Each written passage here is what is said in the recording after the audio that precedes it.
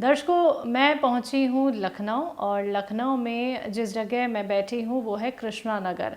यहाँ पे रहती हैं माया जी। माया जी की उम्र है 65 और वो अब तो रिटायर हो चुकी हैं, लेकिन रिटायर होने से पहले वो बिजली विभाग में एग्जीक्यूटिव इंजीनियर रही हैं। उनको परेशानी क्या कुछ रही और हकीम सुलेमान खान साहब के किस यूनानी ट्रीटमेंट से, किस घरेलू नुस्खों से उन्हें कितना लाभ मिला है, तो चलिए मिलकर स्वागत करेंगे मैम का। बहुत बहुत स्वागत है मैम। बहुत बहुत आपको भी स्वागत है, धन्यवाद है। कैसी हैं? मैं पहले तो काफ़ी परेशान थी, लेकिन काफ़ी दवाइयों का भी मैंने इस्तेमाल किया, लेकिन मुझे उतना आराम नहीं लग रहा था काफ़ी टाइम से जितना होना चाहिए।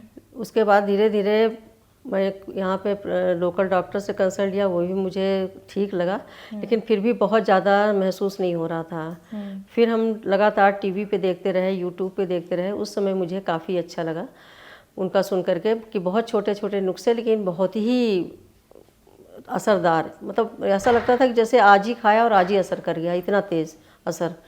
फिर हम जो है उन्हीं को इस्तेमाल करना शुरू किया अपने उससे। और मैंने दिल्ली में फ़ोन नंबर जो आप दिखाते हैं उस पर मैंने फ़ोन करके जो डॉक्टर वहाँ थे उनसे भी मैंने कंसल्ट किया कि ऐसा ऐसा मैंने सुना था, इसमें मुझे क्या सही रहेगा। परेशानी मुझको जो थी वो पैर में मेरे ज़्यादा दिक्कत थी, घुटनों में। और डॉक्टर साहब से सुना था कि उसमें आपको सबसे पहले दवाई से पहले आपको वेस्टर्न टॉयलेट ज़रूरी है। तो वो मैंने मन बना लिया था कि दवाई तो हम करेंगे लेकिन उससे पहले हम वेस्टर्न टॉयलेट, वो आपने देखा भी होगा कि हम वेस्टर्न टॉयलेट ही इस्तेमाल करते हैं। और उसके बाद फिर मैंने दवाइयाँ शुरू की। तो पहले मैंने जो है गौनसिया तो अपनी मर्जी से ही मंगवा लिया था सुन करके, क्योंकि मैंने जितने भी देखे एपिसोड सब में मुझे यही लगा कि दर्द की केवल एक ही दवा है, गौनसिया। वो कहीं भी दर्द हो, जॉइंट्स हो, बिना जॉइंट्स के भी हो, कहीं से भी दर्द हो, मसल्स हो, तो मैंने गौनसिया तो बिना सोचे समझे मंगवा लिया। लेकिन उसके साथ में और भी जो हमारी तकलीफ़ें थी वो ये था कि सबसे ज़्यादा मेरी तकलीफ़ जो मुझे उसके साथ में लग रहा था जिसकी वजह से दर्द बढ़ता है वो था कॉन्स्टिपेशन, पेट की खराब परेशानी। जब मुझे पेट की परेशानी लगा सुनते सुनते कि ये ज़्यादा है, तो फिर मैंने फ़ोन करके पूछा, तो वहाँ से भी मुझे बताया गया कि आप जो है जैतून का सिरका, और तो मैंने कहा जैतून सिरका तो मुझे नुकसान तो नहीं करेगा क्योंकि ठंडा होता है तो गठिया में। तो उन्होंने कहा कि नहीं, आप ऐसा करिए कि जो बताते हैं लहसुन, अदरक और नींबू का बराबर क्वांटिटी में निकाल करके और उतनी ही क्वांटिटी में जैतून का सिरका मिला करके आप करिए। मैं बना के रखा भी हूँ, यहाँ पे तो नहीं है, मैंने रखा है बना के। उसको मैं खाना खाने के बाद लेती हूँ, लेकिन रात में नहीं लेती हूँ क्योंकि उसमें मुझे ऐसा लगता है जैसे रात में हम लेते हैं तो मेरा जॉइंट में थोड़ा सा प्रॉब्लम हो रही है, तो इसलिए हम रात में नहीं लेते। हो सकता है कुछ उसकी ठंडा की वजह से जो भी, तो हम दिन में ही लेते हैं, सवेरे ले लेते हैं नाश्ते के बाद और फिर दोपहर में खाने के बाद। कॉन्स्टिपेशन आपको अभी है या फिर राहत है? नहीं, अब मुझे महसूस तो नहीं होता, कभी हो सकता कोई चीज़ खाने से हो जाता हो, लेकिन वैसे नहीं है। तो कॉन्स्टिपेशन के लिए आपने वो नुस्खा बनाया? नहीं, वो तो मेनली गठिया के लिए बनाया। हाँ। और कॉन्स्टिपेशन के लिए जो अच्छी चीज़ों को मिक्सचर बताते हैं वो याद है आपको? हाँ, धनिया, मेथी, सौंफ, अजवाइन, सौंठ, जैतून का नमक पेस्ट, हाँ घर में बनाया मैंने।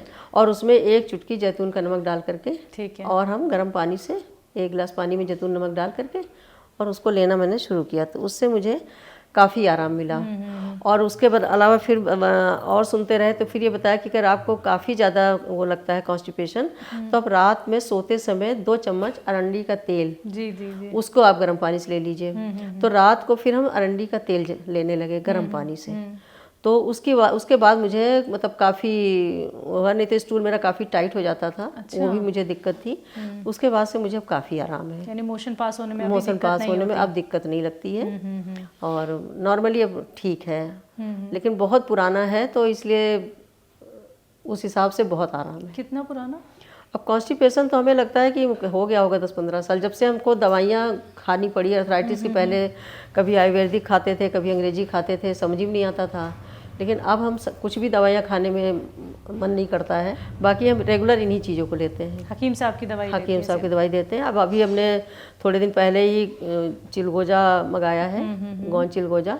उससे ये है कि थोड़ा सा इम्यूनिटी भी हमारी उससे स्ट्रांग होगी, ताकत रहती है। अब बहुत थोड़ा सा उसको लेते हैं। और कलौंजी, नींद नहीं आती थी मतलब कभी कभी रात में, तो उसके लिए फिर मैंने कलौंजी का सिरका मंगाया। कलौंजी का सिरका अब रखा भी है। काफी दवाइयाँ आप इस्तेमाल कर रही हैं मैम, हाँ, मतलब पूरी तरीके से ही जुड़ी हुई हैं आप हाँ नहीं, अब कहना चाहिए 1 मिनट जो है मतलब कहना चाहिए आपको डायरी दिखाएं तो डायरी में हम रोज का रोज लिखते हैं, जब हकीम साहब बताते हैं वो रिपीट हो जाता है। हाँ हाँ हाँ। मतलब जैसे कुछ बताया तो हमने उसी को फिर लिख लिया। अब हम पीछे पलट के नहीं देखते कि मैंने लिखा कि नहीं लिखा, हम उसको फिर से लिख लेते हैं उसी डायरी में। अच्छा, तो डायरी भी मेंटेन कर रखे। अभी डायरी मेरी रफ है, उसको हम फेयर करेंगे और फेयर हम उसको ऐसे बनाएंगे कि जैसे मतलब मर्ज के हिसाब से कि ये इस मर्ज की एक ही पन्ना पलटा और किसी को बता दिया फटाक से कि आप इनमें से कोई भी नुस्खा आजमा लीजिए जो आपको सूट करे जी। तो माया मैम, हकीम साहब की एक तो घरेलू नुस्खे, हकीम साहब की यूनानी दवाएं, आपको दर्द की शिकायत रही, आपको कॉन्स्टिपेशन की शिकायत रही, तो आपने हकीम साहब की दवाई अपनाना ही क्यों बेहतर समझा? हम सारी दवाइयाँ अपना के थक गए।